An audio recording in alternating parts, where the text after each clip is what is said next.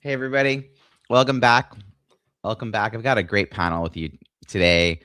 These folks are not new to writing books, but they've got a lot to share about the journeys they've been on. So, without any further delay, let me introduce you to this week's guests. You can write a great book, have a strong message, and still struggle to gain traction after publication.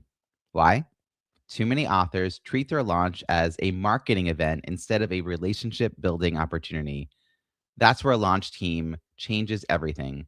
A launch team is not just a group of people who buy your book. It's a carefully chosen community of readers, supporters, likely prospects, and referral partners who help create momentum before and during the launch. They help generate reviews, spread the word, and create early engagement that gives your book credibility and visibility. But the real magic goes beyond Amazon reviews. A thoughtful launch strategy helps wake up your network. It creates conversations with people who may not have heard from you in a while. It opens doors to podcasts and speaking opportunities, collaborations, and future clients. Done well, a launch becomes more than the moment. It becomes the beginning of a stronger pipeline from your book to your business. And that's the strategy I teach in my fourth book, Launch Your Book, An Entrepreneur's Guide to Reviews That Drive Revenue. If you want to build a launch team that creates revenue opportunities, you can find the book, bonus content, and an invitation to schedule a complimentary 30-minute book launch brainstorming session at booklaunchbrainstorm.com. And now let's meet this week's author panel.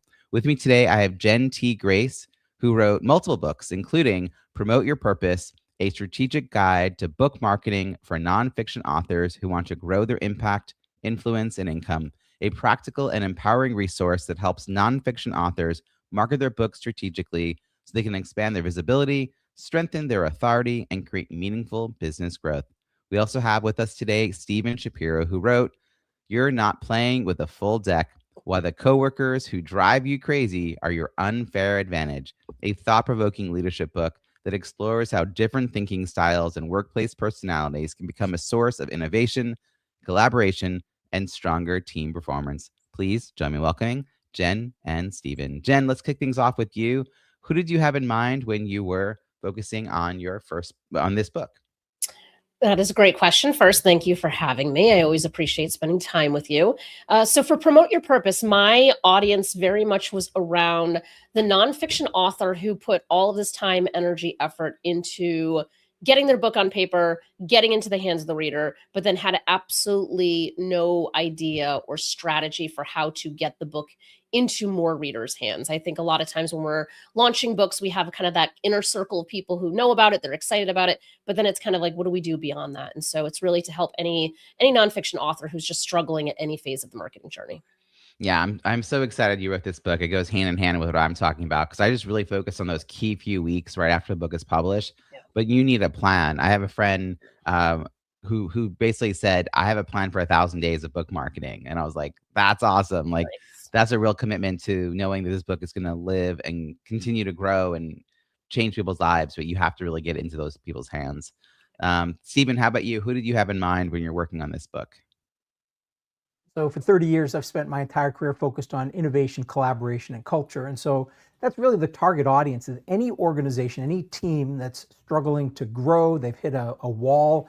They don't feel like they're getting the most out of their people. I created this for anybody who has somebody who drives them crazy on their team and doesn't see the value in them. So everything that I do is really around how do we create predictable growth in unpredictable times. And that's the purpose of this book. You have other books. So, Stephen, what led you to decide to write another book? I mean, I know you're a professional speaker. It's how you and I crossed paths initially was through the National Speakers Association.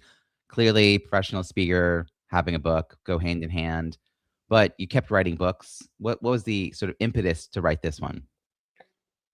So in the past, I'd write a book, and my goal was to sell books. What I realized, though, is the challenge of books isn't getting people to buy a copy, it's to get them to read it. And most of my books were sort of meaty books, maybe like 300 pages, 250 pages. And what I realized is I wanted to create a book that would be ridiculously easy to digest, fast to read, and incredibly action oriented and implementable. And so it is about 1/3 the length of my other books. You can read it on an airplane ride easily. And that really was my intention, was to create something that's readable rather than something I would necessarily sell millions of copies of. Was this based on feedback, or was it just sort of observation for you about how you're consuming books or how others around you are consuming books?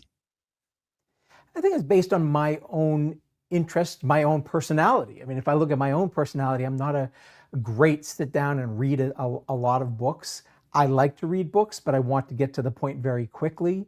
And so, like you've had on the show before, David Newman, his book is a very short, actionable, his Market Eminence book. It's super easy to read. And I was thinking his book and other similar books are just so powerful because it doesn't take a lot of time to get the results.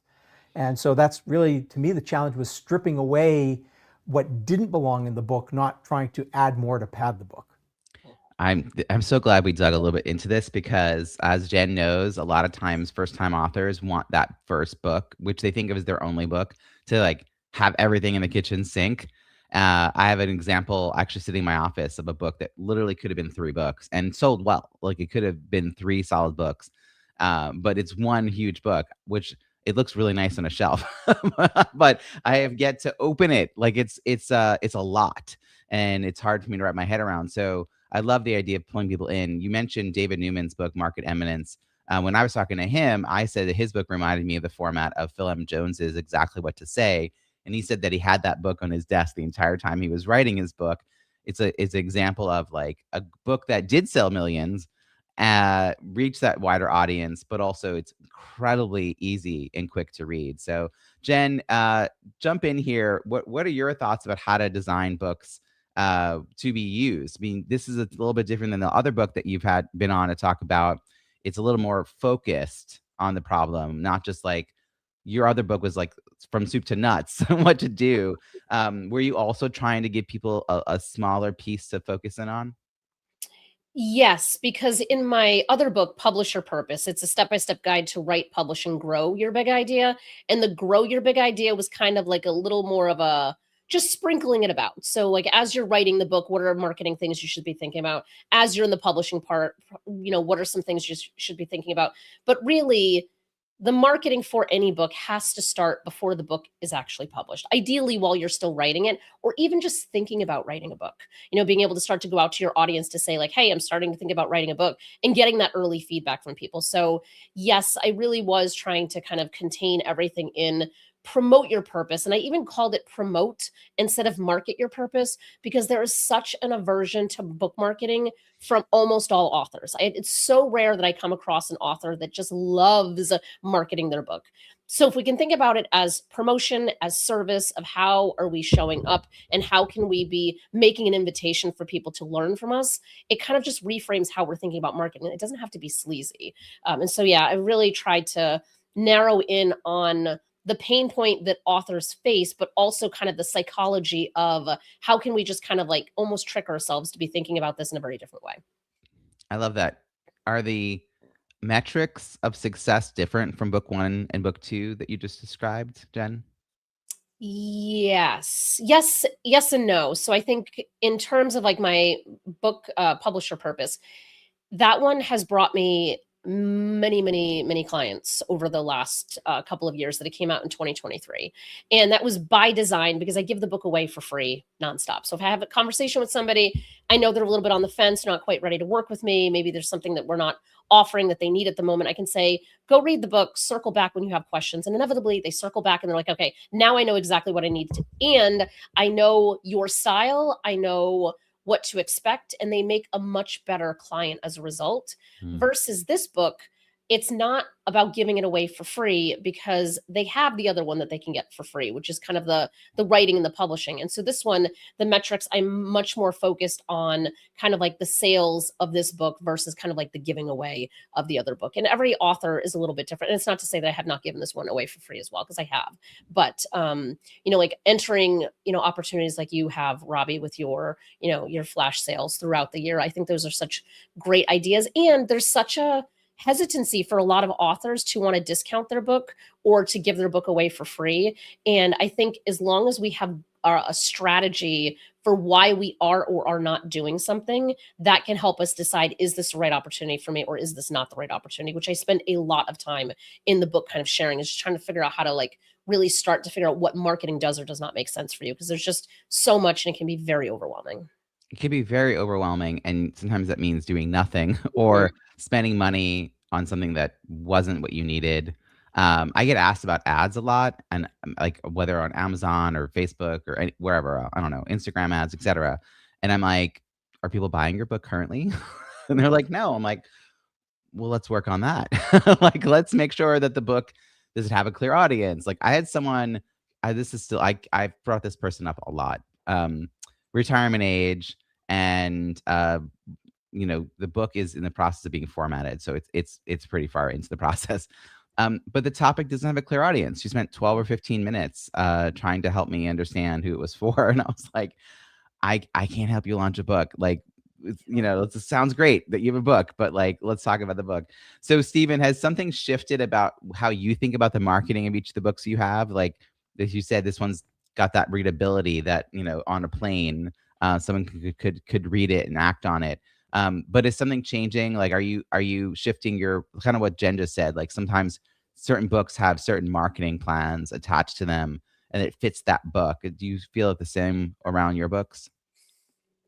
I think mine is similar, but the main difference that I would say is in the beginning. So my first book came out in 2001, traditionally published, and my intention was I left a big consulting firm where I was uh, an associate partner, and I left there and I launched my own business. So that book was designed to help me launch my career. This book is not about me launching a speaking career. This book is much more about selling product.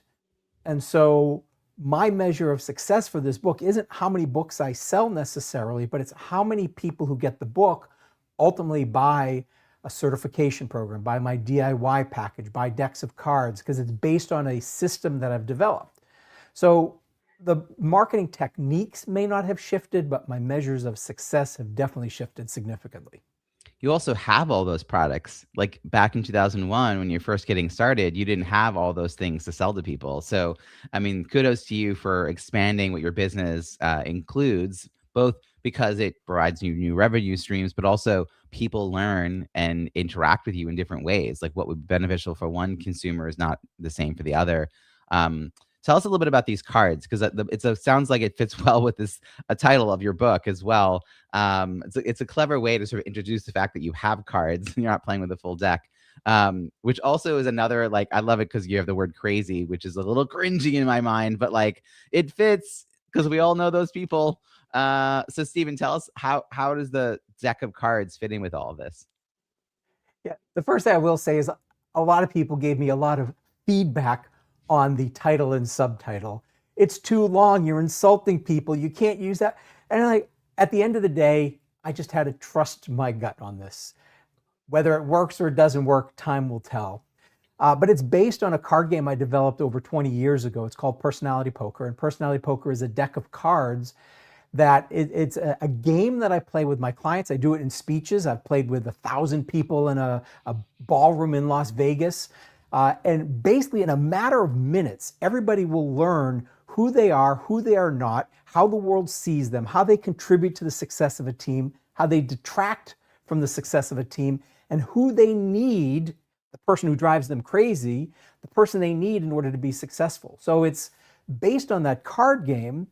And one of the reasons why I wrote this particular book, though, is I wanted to move it away from it being perceived as a personality test. It's called Personality Poker, but it actually is an innovation and a cultural diagnostic tool that helps companies determine why they're not growing. And so there's a little bit of a shift also in the focus of the book, more towards culture, innovation, collaboration, rather than individual personality. Really expanding how the cards can be used, really, because they get kind of narrowly focused, especially when they hear the word personality and they're taking all these personality quizzes on social media, not even the ones that are fully vetted. That's really interesting. And both of your books just came out. So Stephen, when did your book get released? Mine was April 21st was the formal launch date. It's like not even a month ago. As Yes. we're recording this. Not even 3 months ago from when this comes out. Jen, your book also was really recently published. When was that? Yeah. February 17th. Yeah. So compared to his, that's like, been here, done An that. It's been an around old forever. lady at this point, yeah. Yeah. That's really incredible. So I want to ask, because you both seem very savvy when it comes to marketing, and you've earned that savviness through your own trial and error. You both are here because you participated in the Kindle Flash Sale. So 3 times a year, I organize a campaign where 50 plus books are discounted to 99 cents, and we're all cross promoting our books over a 4-day period of time. A few other things mixed in, like trying to get the book price dropped 2 weeks earlier so that the author can focus on getting some reviews. And it's definitely a lot. I'm teaching a lot about marketing. So, Jen, I'm going to come to you first because I know you've participated in this in a few different ways. You've got clients who participated. You just made the case earlier about like the angst that sometimes an author has around lowering their price, maybe even giving their book away. I've definitely heard from some authors like, wait, 99 cents? My book's more valuable than that. And they kind of forget that it's a door to a whole nother conversation. So how do you, Jen, how do you think about this campaign in relation to the other work that you're doing when you're thinking about promotion of a book? Like, how does this support some of those elements? I think of it like an ecosystem. So I have an entire chapter dedicated in Promote Your Purpose to building your ecosystem and understanding what that means. So I think, Stephen, as you were talking, I was like, you have a really well built ecosystem where you have the speaking, you have consulting, you have the workshops, you have the card deck, you have, the book. And so everything needs to feed into itself. And so I think a lot of times, and the visual I always have is like, if you think of like the 90s where you had like the people walking on the street with a trench coat full of watches, and they're like, hey, do you need a watch? And there's just like all these different watches. I think that a lot of times authors are like that, where they open their coat and they have I consult for this, I work for this person, I do this, I'm also, this is a hobby. And it's all of these completely disconnected things that make someone confused about what you do and how you're showing up. And so if we're thinking about our ecosystem and we think about how everything ties together, you can lead with, I'm the author of insert book title here. And if the book is doing its job, it's going to paint the bigger picture of all of the other ways in which you show up in the world. And so I think that something like the flash sales are fantastic because it's the top of the funnel. We all need a funnel. We all need ways to bring people in and allow them to kind of come through. Maybe they get the book for 99 cents. Maybe someone's like, yeah, I want to join your institute. Great. Now they can kind of move into that lower price point. Maybe they say, you know what, group learning is not my thing. I'd rather work with you one-on-one. Or maybe they're like, you know what, I don't want to do it on my own. I want you to do it for me. And so I have very clear paths for them to follow, but we all have to find a way to get in front of more people. And we all have to find ways to do that economically. And so something like this, for the price it is and for the low lift in the grand scheme of things of just promoting other authors doing good work, it's really, to me, it seems like a no-brainer to do it. And I also understand that there are authors that ego perhaps might be the driving force behind a lot of their decisions. And if you're an author and putting your IP into a book, you have to detach from what the price tag of the book is. And I think that's a really big struggle for a lot of authors. So for me, discounting it for a couple of weeks for 99 cents, like, if someone had to wait until 99 cents to buy my book, that's okay by me, right? Like if that's the barrier to entry for them to get something from me, I would rather them have that opportunity and then, continue on about my days feeling good about it. Yeah, and the way people respond, because you reach now a wholly different audience than you could Mhm. reach yourself, Okay. and then people start showing up in your ecosystem and in your world. Stephen, this was a really interesting timing for you. Your book was launching literally that day. I think that we were going live with the campaign. The timing was really overlapping there. And one of the things that I'd asked all authors to do was in the lead up to get reviews. And I want to give you some kudos before I ask you about your thoughts on the flash sale, because you got 36 reviews and you had a couple dozen reviews before the book went to the campaign. So in the time between it going, live on Amazon and being available, being published, and the campaign and the launch, you had done that early work. So I'd love to hear sort of your thoughts on how all this worked together, and then how the flash sale gave you a little bit of a boost of a really, it seems like, well organized launch. I mean, I think to me this was the no-brainer of the century. I had my book launching on the 21st. The flash sale started on the 20th, so it just seemed like the perfect time. I already had the price of the book lowered for the soft launch and for the formal launch. And so for me, what was great is, first of all, I met some really cool people through the process, which to me is always an added bonus to any of these things. So put the book aside, I discovered some books that I wouldn't have discovered, probably books that I wouldn't have read. And so I'm thankful for being able to do that. And for me, it really just comes down to, again, my measure of success with the book isn't how much money I make from the book. It's never, none of my books have ever been about the revenues I make from the book sales. It's always on the back end. And so I have a much easier path though to measure. Most of my other books was, I write a book and I don't know, is somebody going to hire me to do a speech or not? Well, is there a correlation between somebody buying the book and doing that? Well, there's certain links in the book, this particular book, where I can actually measure how many people are going to that page, how many people are taking action on that page. There's a free assessment, sort of like StrengthsFinders. There's that assessment. Well, we have a free assessment for this book. And I can measure how many people are taking the assessment, how many people are buying product. So for me, it's never been about the price of the book. I have no problem lowering it down to the minimum price. I think the key thing is, sometimes when you lower prices, people put lower value on it. And so for me, the key with anything is I want people to read it. That's all I care about. So I don't mind the price. It's like, how do we get people to read the book? That's the only measure of success that I have for this. I love that it's not just the measure of the reading, but if they're reading it when they go and they click on those links, like they got to that part of the book, and they're interacting, and they're curious enough to want to know through your free assessment, like what their personality is. And I mean, that's just a really smart measurement that I think a lot of authors even today don't think about the bonus content or the opt-in content or the additional materials. I can't tell you the number of people who I've worked with who have a book about something related to leadership or workplace communication or something like that, something corporate-y. And I'm like, oh, do you have a guide for implementing that someone could use like over 3 team meetings? They're like, no. I'm like, do you have a book club discussion guide? They're like, no. I'm like, okay. Like, you want people to go from buying this book to spending how many thousands of dollars with you? And they're like, yeah, I do want that. I'm like, okay, you have to get them DIY a little bit. Like they have to have a conversation with their team at least once about the book. And then maybe they're going to be like, oh, we should really bring that in the author to do the rest of it. So, Stephen, this has been a really kind of out of the gate. I think, you've done all these steps.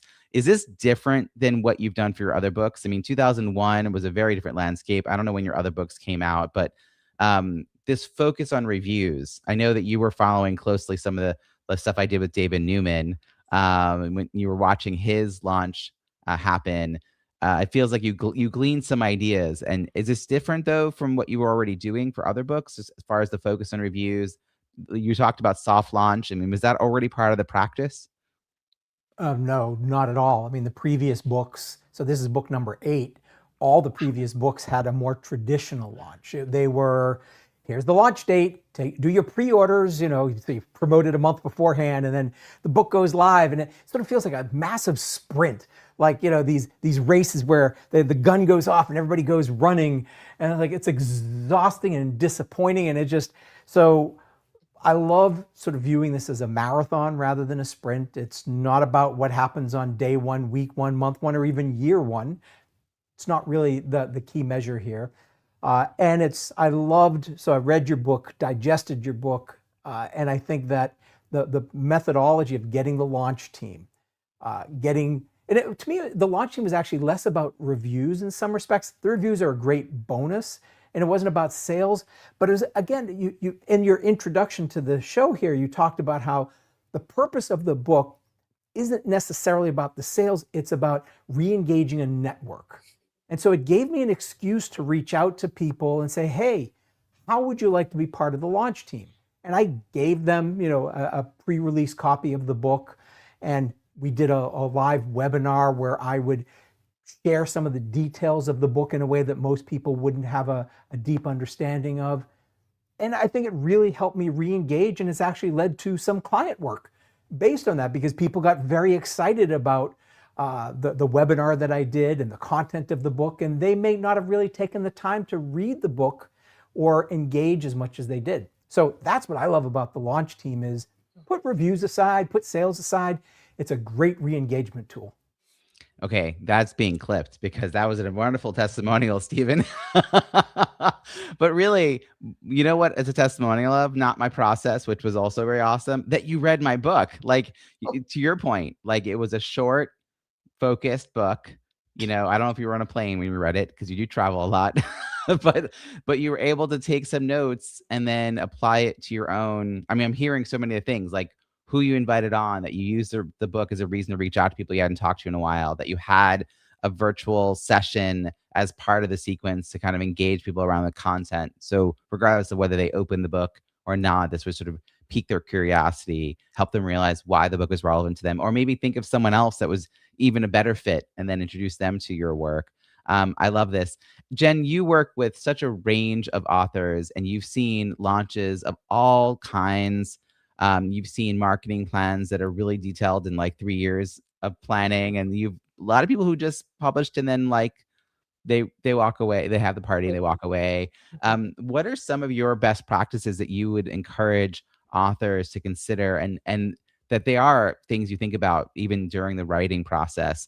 They're not just like, last minute, but what are some of the things you've seen that you're like, oh, I really wish more authors paid attention to this piece of the puzzle? I think it's consistency and momentum, because everything you're saying, Stephen, you sound like the dream client for both Robbie and I. Like you are truly like a dream in terms of how you very strategically and methodically went after what you're doing. And what's funny is that this is book number 8 for me too. So we're like author twins over here. I love it.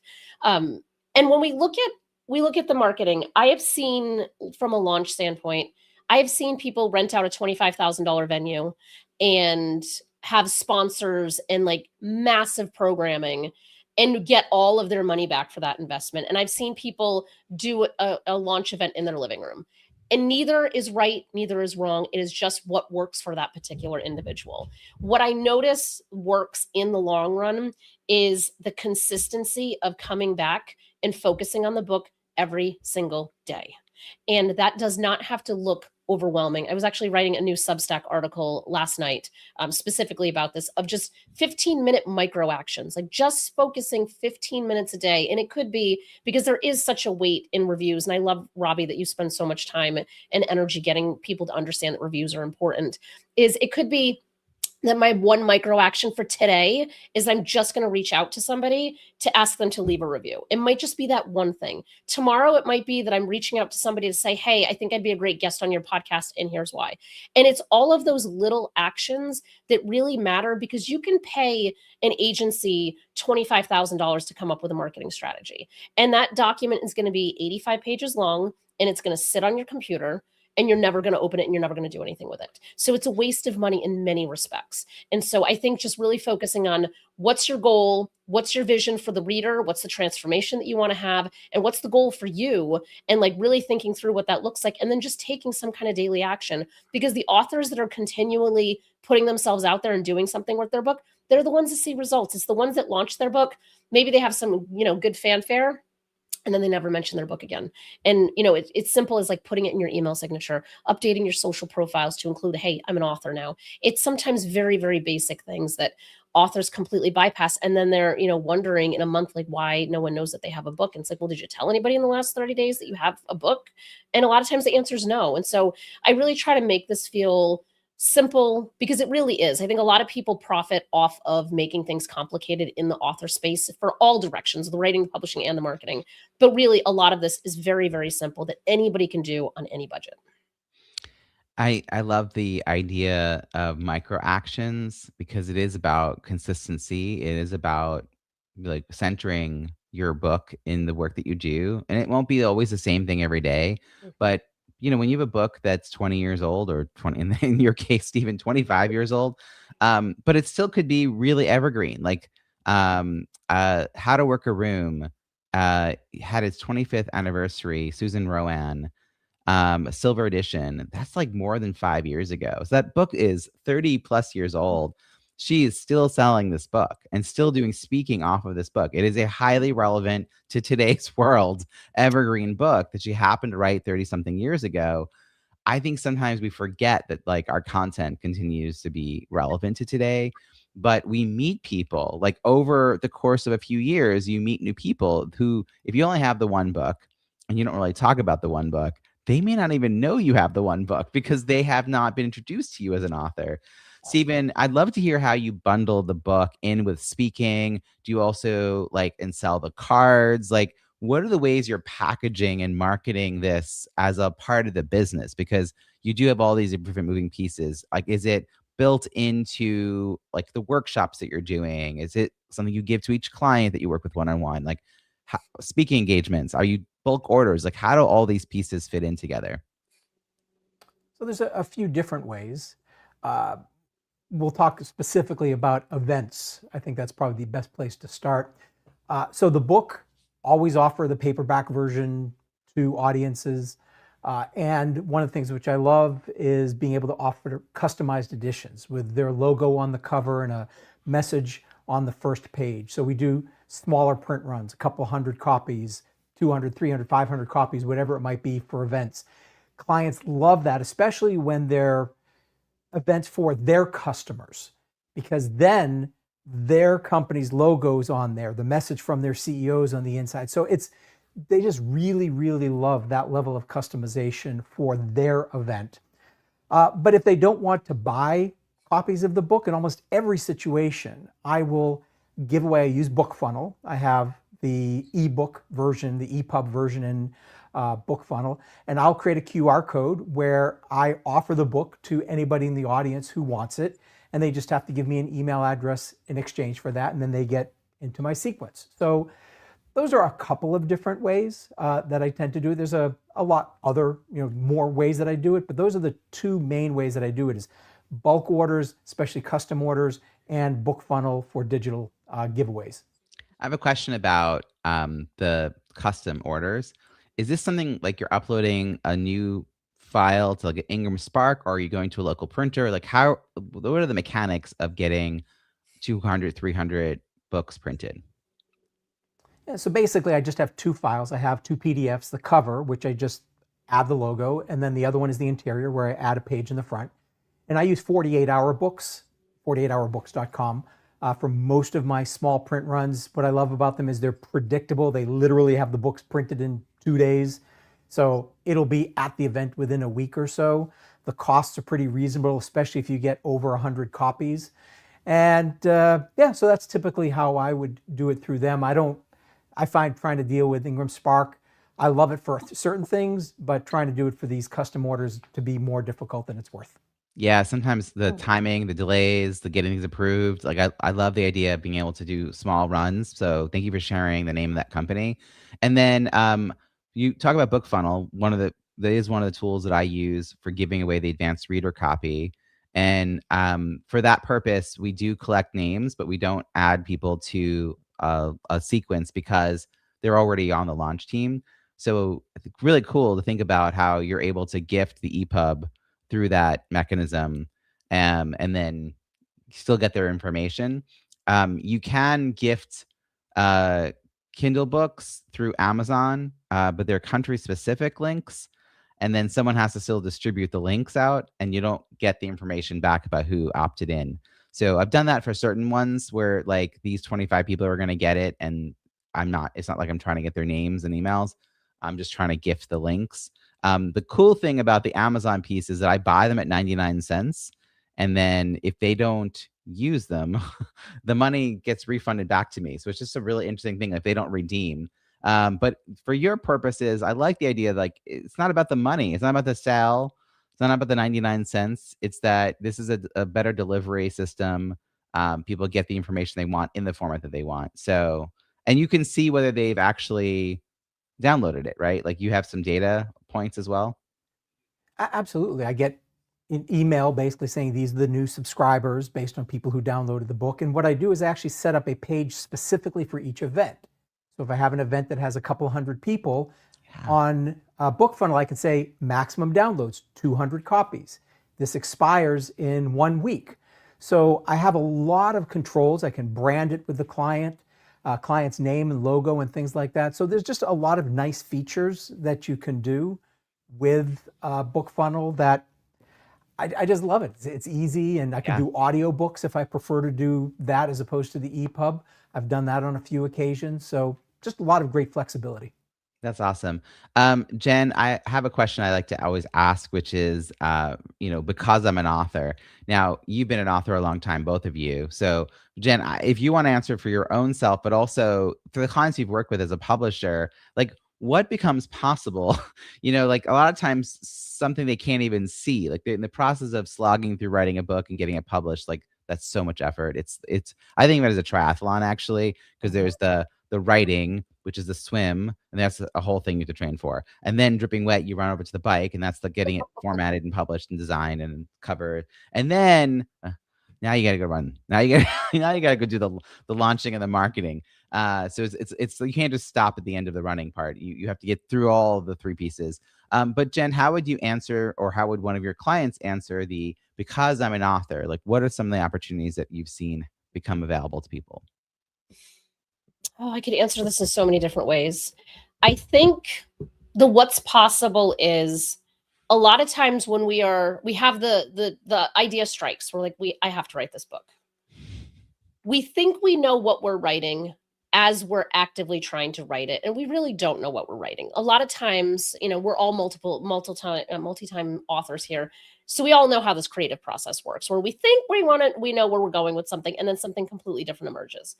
And I think what happens for an author who maybe they've only done one book is that it's a forcing function to clarify exactly who you are, what you stand for, what your methodology is, what your success rates are, what the transformation you've been able to have on other people.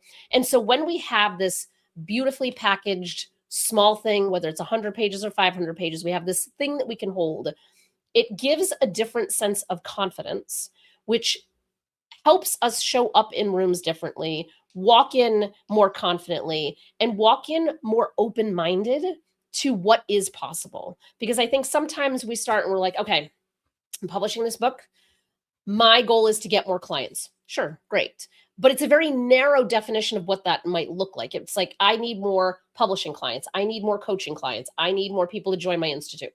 Those are three very narrowly defined things. But when you start to actually put the work out there, and in my case, I have a methodology called the Aspen method, which is kind of like a full cycle to walk people through. That's ASPEN, that kind of starts at one place, ends, and then you just kind of keep repeating the process. What I've realized is that methodology applies to things beyond books. It applies to pretty much anything marketing related, anything organizational related. And so now I have these opportunities and inquiries coming in from people completely unrelated to authorship who are saying, can you come into my organization and teach the strategy? So that way my people can get the benefit of understanding what this methodology looks like. And it's like, yeah, of course. But I did not write it with that in mind. And I didn't really ever think about the broader applicability to this methodology. And so I think if we're willing to kind of go where the current is pulling us rather than kicking and screaming, I think the opportunities can truly be endless. But there are some folks that might say, I wrote it for this particular reason, and that's only what I'm going to go for. And as long as that's a conscious choice and not some kind of subconscious programming kind of running the show, I think, any outcome from that point is a good outcome. The idea of crystallizing a framework, that's come up so many times when I talk to people about side benefits of writing a book they hadn't thought about ahead of time. It's the naming, it's the creating the steps of the framework, it's testing, it's realizing you even had a framework when you didn't realize you had a framework. And then you just expanded that even further to the applicability of that framework to other use cases that you were not considering when you came up with it and when you were working with your clients initially.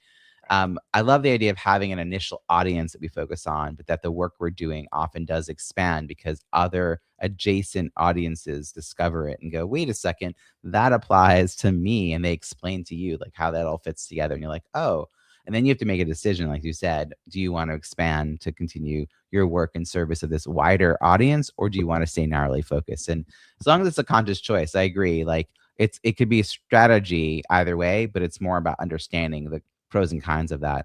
Stephen, for you, how would you answer that question? Because I'm an author, like what are some of the possibilities that have happened for you? Yeah, so everything that Jen said, spot on. It helps you codify your intellectual property. It helps me improve my speeches. It gives me an excuse to reach out to people. But if we go back a little bit in the process, I think sometimes the biggest value comes from the thinking that has to go into it. And there's a book that I always recommend. It's A.J. Harper's Write a Must Read. And one of the things that AJ says is, uh, you don't want to write about something, you want to write for someone. And just even answering that question, like I think about some of my earlier books and I was writing about something, but I wasn't solving someone's problem.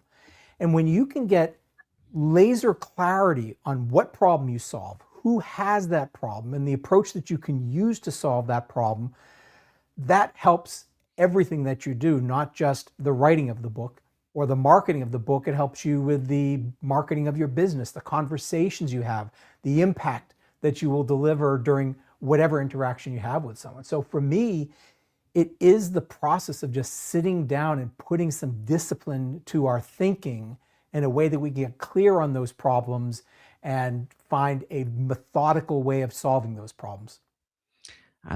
You're both this. I'm so glad you both came on. I mean, and often we have a third panelist, but you two had enough to say to fill this panel times 600. Like we could have just kept going. I have a couple of closing questions. The first is, what advice would you give someone? And Stephen, let's go to you, who's writing a book to help them grow their business. Like it could be something you've already mentioned or something new. What's something you're like, oh, you're planning to write a book? All right, let me come over here for a second. Let's have a conversation. What are some of the things you might say to someone?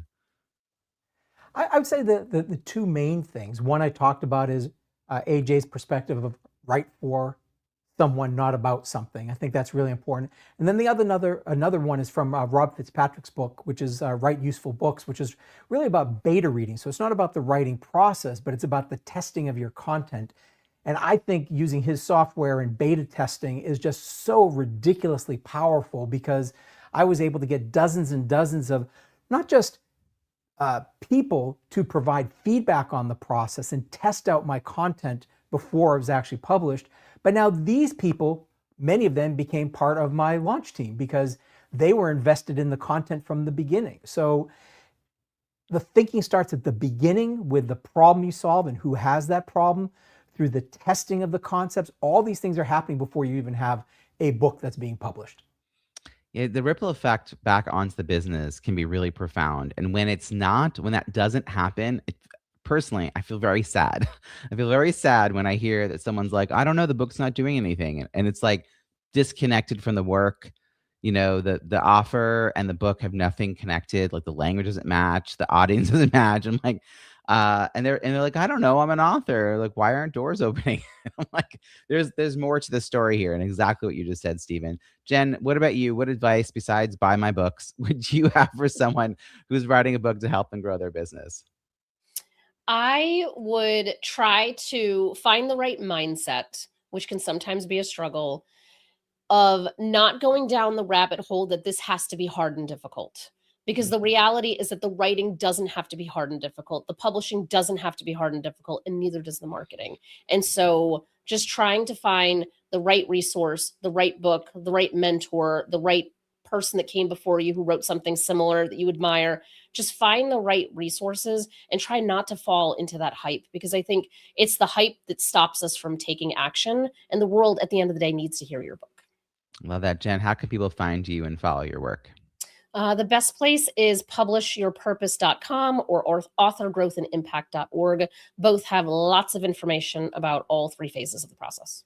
By the way, all the links are going to be on the show notes at bizbookpubhub.com. Stephen, how about you? How can people find you and follow your work?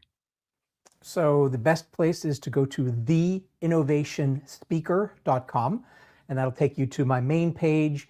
If you want to learn more about the book, it's fulldeckbook.com. Those are probably the two key places to go.